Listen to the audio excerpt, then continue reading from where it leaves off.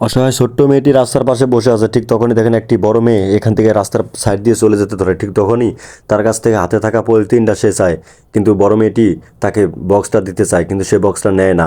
তারপরে দেখেন সেখান থেকে চলে যায় এবং গিয়ে বাইকে বসবে। ঠিক তখনই দেখে যে এই মেয়েটি পলিথিন নিয়ে কী করে। তারপর দেখেন এই মেয়েটি এক পায়ে পলিথিন আছে আর এক পায়ে নাই, এই কারণে পলিথিন নিয়ে এই পায়ে বাঁধলো, কারণ তার জুতা নাই। এই কারণে দুই পায়ে পলিথিন বেঁধেই কতটা খুশি। এবং এটা দেখে এই মেয়েটি অনেক কষ্ট পায় এবং দৌড়ায় যায়, দেখে যে একটা মেয়ে দাঁড়ায় আছে। তাকে বলতে আছে যে আমার হাতে এই ঘড়িটা আপনি কিনবেন, কিছু টাকা দেন। তারপর বলে যে এতগুলো টাকা দিলে হবে।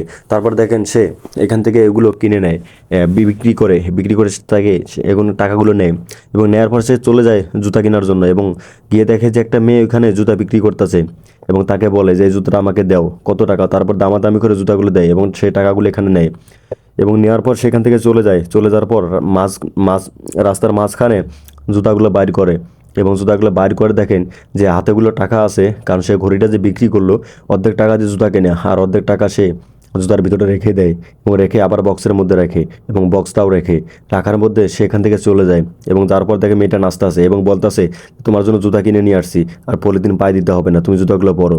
তারপর দেখেন এক পায়ে তার জুতা পরায় দেয় এবং পরায় দিয়ে তাকে বলে যে বক্সটাও তুমি নাও, এটা আমি আনছিলাম আমার জন্য, তুমি রেখে দাও।